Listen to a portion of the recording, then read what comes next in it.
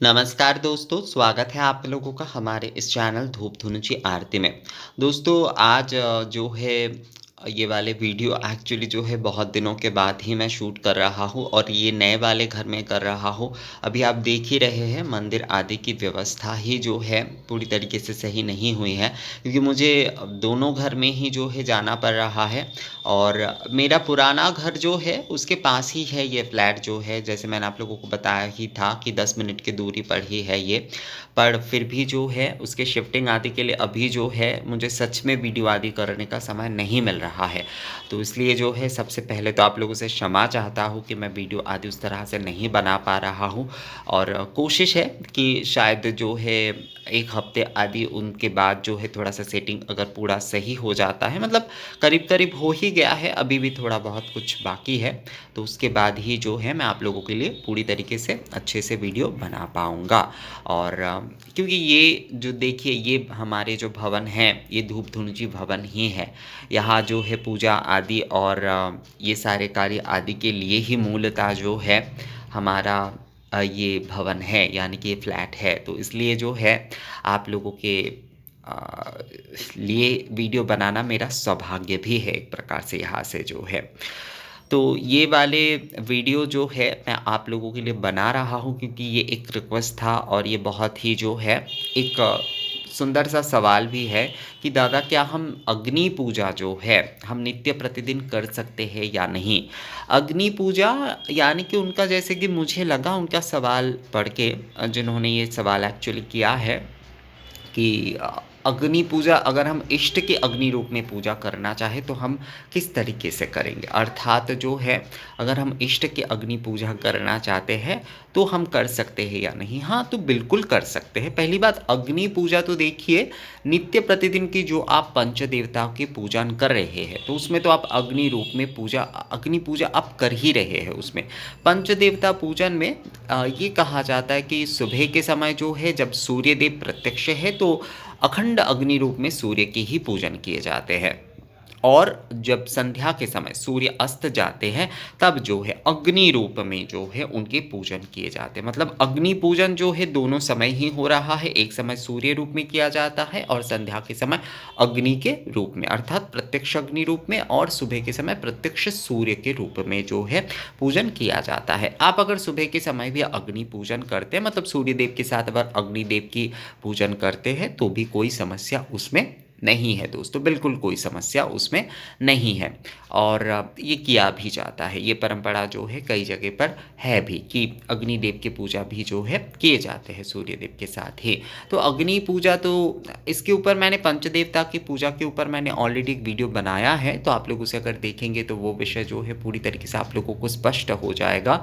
अग्नि पूजा जो है वो पंचदेव पूजा में होता ही है और अग्नि पूजा हमारी एक प्राचीन परंपरा भी है। अब इष्ट के रूप में हम अग्नि पूजा कैसे करें, मतलब अग्नि रूप में क्या हम जो है अपने इष्ट की पूजन कर सकते हैं नहीं। तो देखिए हमारे इष्ट जो है उनके हम नामाग्नि रूप में ही पूजन करते हैं। जैसे विशेष पूजा आदि में जो होमाग्नि प्रज्वलन किए जाते हैं वो आप जिनकी पूजन कर रहे हैं उनके ही नाम के ही अग्नि होते हैं।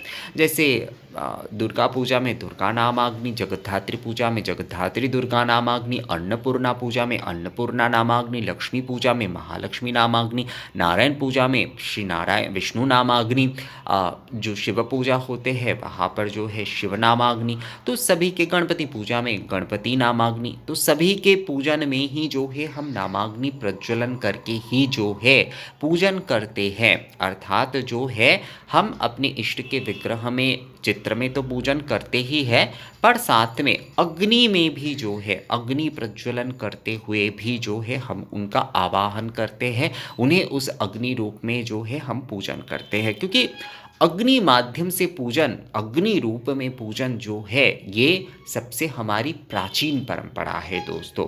इसीलिए धूप दीप आदि इसका इतना महत्व है, धूप दीप हवन आदि इसका इतना महत्व है। आरती नित्य पूजा आदि में या फिर सभी पूजा मतलब पूजा कोई भी आपकी उपचार की पूजा हो, कोई भी बहुत संक्षिप्त पूजा ही क्यों ना हो, उसमें आरती का विशेष महत्व होता है। क्यों? इसके पीछे का कारण यही है क्योंकि अग्नि जो है वो हमारे पूजा के मूल होते हैं दोस्तों। तो आप अपने इष्ट की पूजा जब आप कर रहे हैं, जब आप अपने इष्ट की पूजन कर रहे हैं विघ्न विग्रह रूप में, चित्र में जो है, उसके साथ-साथ जैसे कि आप मान लीजिए आरती के लिए पंचदीपक, सप्तदीपक प्रज्वलन कर रहे हैं, आप धूपाग्नि प्रज्वलन कर रहे हैं या फिर आप जो है अ, अगर धूप हवन भी आप कर रहे हैं तो उसके उसके लिए भी आप जो है धूपाग्नि मतलब होमाग्नि तौर पर ही जो है उसका आप प्रज्वलन कर रहे हैं। तो धूपाग्नि हो, आरती के दीपक आदि के हो या फिर आरती के धूप दीप मतलब आरती के पंचदीप सप्तदीप हो, आरती के धूप हो या फिर निवेदन के धूप हो या फिर अलग से जैसे कि नित्य प्रतिदिन की पूजा में हम ज्योति प्रज्वलन करते हैं। तो सभी में ही आप जो है आप अपने इष्ट के नामाग्नि से जो है पूजन कर सकते हैं। अर्थात जो है आपको ऐसे पूजन करना चाहिए अ अ, श्री श्री दुर्गा नामाग्नि स्वरूप श्री श्री भगवती दुर्गा दिव्यै नमः। दुर्गा नामाग्नि स्वरूप श्री श्री भगवती दुर्गा दिव्यै नमः।